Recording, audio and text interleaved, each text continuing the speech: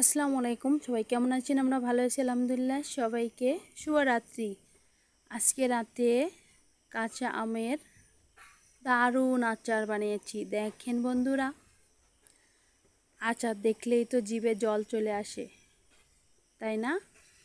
আজকে ভাবলাম যে আমটা তো শেষ হয়ে যাচ্ছে, আর এই আম একটু দেরিতে পাকে, এই জন্য এখনও দেখেন আঁটি হয় নাই। সেই আম দিয়ে আচার বানিয়ে ফেললাম। আমার হাজবেন্ড বলল যে এবছর তো আচার বানানো হয়নি, আজকে একটু আচার বানিয়ে ফেলো। তাই আচারের ভিতরে দিয়েছি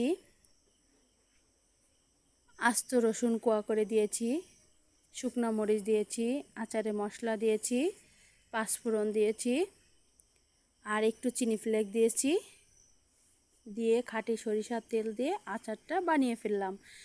কেমন হয়েছে আচারটা, কালারটা কেমন হয়েছে অবশ্যই আপনারা কমেন্ট করবেন। আর রোদে দেওয়ার ঝামেলা ছাড়াই এরকম আচার আপনারা